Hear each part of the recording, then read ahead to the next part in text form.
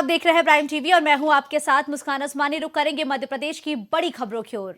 मुख्यमंत्री मोहन यादव इंदौर पहुंचे, जहां उन्होंने मन से कैलाश विजयवर्गीय की जमकर तारीफ की है।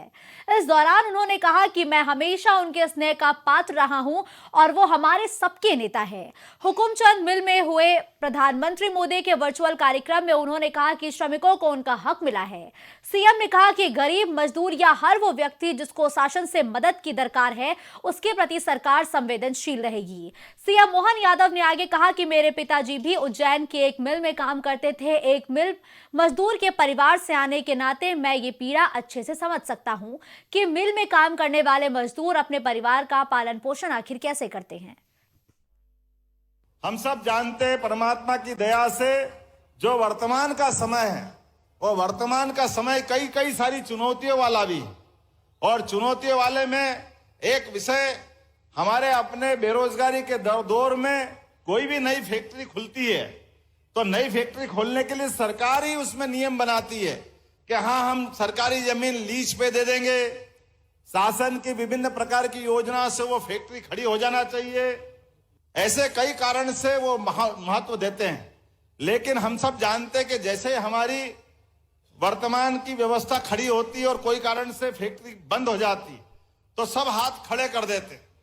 मैं इस बात को अच्छे से जानता हूं कि मेरे पिताजी भी मिल में काम करते थे उज्जैन में। मैं भी एक मिल मजदूर के परिवार से आता हूं और मैं वो पीड़ा समझ सकता हूं कि मिल में काम करने वाले मजदूर काम करते करते अपना परिवार पालन पोषण के लिए आगे बढ़ते हैं। खबर केवलारी से है, जहां केंद्रीय इस्पात राज्य मंत्री फग्गन सिंह कुलस्ते विकसित भारत संकल्प यात्रा का रथ लेकर केवलारी विधानसभा क्षेत्र पहुंचे, जहां इस रथ का खुरसरा सहित कई अन्य जगह भव्य स्वागत कर कार्यक्रमों का आयोजन किया गया। वहीं ग्राम पंचायत खुरसरा में आयोजित कार्यक्रम के दौरान क्षेत्रीय सांसद और केंद्रीय इस्पात राज्य मंत्री फग्गन सिंह ने केंद्र सरकार की जन कल्याणकारी योजनाओं को आम जनता के बीच रखा है। मिला, हमारी बढ़ोतरी हुई, वोट में इजाफा हुआ, दुर्भाग्य से हमारे, परंतु वोट में हमारे कार्यकर्ताओं के परिश्रम से भारतीय जनता पार्टी को वोट ज्यादा मिला है। मध्य प्रदेश में आप प्रहलाद जी हों, नरेंद्र जी हों, कई दिग्गज चुनाव लड़े थे, सांसद, केंद्रीय मंत्री, आगे की क्या भूमिका दिखती है आप दिग्गजों की? देखिए, पार्टी जो भी जिम्मेदारी देगी, जो भी काम है, अभी सबसे पहला तो हमको 2024 अगर भारत में या भारत को नंबर 1, और हम बहुत जल्दी हम भारत को दुनिया का तीसरे नंबर का देश बना रहे हैं। विधानसभा चुनावों में जीत के बाद छतरपुर में विधायक ललिता यादव ने ऐतिहासिक जीत के बाद आभार यात्रा निकाली। इस आभार यात्रा में बीजेपी के कई दिग्गज नेता भी मौजूद रहे और ये आभार यात्रा शहर के मोटे के महावीर धाम से पूजा अर्चना के बाद प्रारंभ हुई और पूरे नगर में निकाली गई है। इस विशाल आभार यात्रा में बीजेपी के कई पदाधिकारी और कार्यकर्ता मौजूद रहे। आज भारतीय जनता पार्टी की तरफ से आभार यात्रा है और निश्चित ही छतरपुर की देवतुल्य जनता ने जिस विषम परिस्थितियों में मुझे आशीर्वाद दिया है, तो निश्चित ही हम उनका वंदन अभिनंदन करेंगे। वो जो विश्वास भरोसा उनने किया है, जो विकास के वादे उनने किए हैं, उनको पूरे न करने का कर्तव्य हमारा रहेगा। हमने छतरपुर विधानसभा की जनता से कहा था, आप लोग मुझे आशीर्वाद दीजिए, जब तक मैं जीऊंगी, मैं और मेरा परिवार उनके सुख दुख में भी साथ रहेगा, उनका ऋणी रहेगा। आज मैं सबका आभार व्यक्त करने जा रही हूँ और निश्चित ही 5 साल में जो मैंने वादे किए हैं, वो हम छतरपुर विधानसभा के देवतुल्य जनता का और अपनी विधानसभा का ख्याल रखेंगे। अब खबर सागर से है, जहां शाहगढ़ में चोरों ने घर में घुसकर बुजुर्ग दंपत्ति पर हमला करते हुए उन्हें गंभीर रूप से घायल कर दिया है। घटना के विरोध में शाहगढ़ बंद रहा और व्यापारियों और नगरवासियों ने एकजुट होकर प्रशासन को ज्ञापन दिया है। आपको बता दें कि शाहगढ़ में शनिवार रविवार की रात शंकरगढ़ तिराहा स्थित रमेश गुप्ता के घर चोरों ने उनकी पत्नी मीना गुप्ता पर लाठी डंडों से हमला कर उन्हें गंभीर रूप से घायल कर दिया है। गंभीर रूप से घायल रमेश गुप्ता ने रात लगभग 2 बजे अपने परिचित जगत यादव को फोन कर बुलाया और पुलिस को सूचना देकर सामुदायिक स्वास्थ्य केंद्र पहुंचाया गया, जहां डॉक्टर्स ने दोनों की हालत गंभीर होने पर जिला अस्पताल रेफर कर दिया। वही घटना पर पुलिस की कार्यप्रणाली से व्यापारियों में भी आक्रोश देखने को मिल रहा है और इस दौरान व्यापारियों ने अपने प्रतिष्ठान बंद कर विरोध प्रदर्शन शुरू कर दिया और थाने तक पहुंच गए और घटना के निष्पक्ष जांच, आरोपियों की गिरफ्तारी की मांग को लेकर अनुविभागीय अधिकारी पुलिस शिखा सोनी और शाहगढ़ तहसीलदार को ज्ञापन दिया है। वही घटना की जांच के लिए डॉग स्क्वाड और जांच टीम घटनास्थल पहुंची। आपको बता दें कि शाहगढ़ में बीते 1 साल से लगातार चोरी की घटनाएं हो रही हैं, जिसमें नगर के मंदिरों को चोरों ने लगातार टारगेट किया है, जिसका मंदिर समितियों द्वारा विरोध किया गया है। लेकिन पुलिस के वरिष्ठ अधिकारियों ने मंदिर समितियों को डरा धमकाकर शांत रहने की हिदायत दी और कार्रवाई नहीं की, जिससे शाहगढ़ थाना क्षेत्र समेत बंडा अनुविभाग में चोरी की घटनाएं लगातार हो रही हैं।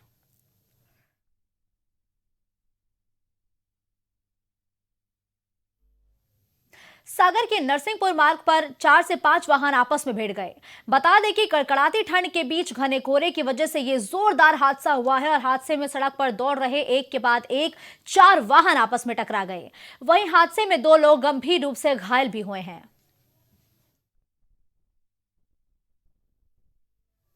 छिंदवाड़ा से खबर है, जहां अंबाड़ा में एक युवक का कुएं में शव मिलने से हड़कंप मच गया है। वह घटना की जानकारी मिलते ही मौके पर पहुंची पुलिस ने शव को कुएं से निकालकर पोस्टमार्टम के लिए भेज दिया। वह मृतक युवक का नाम राजा पाठक बताया जा रहा है।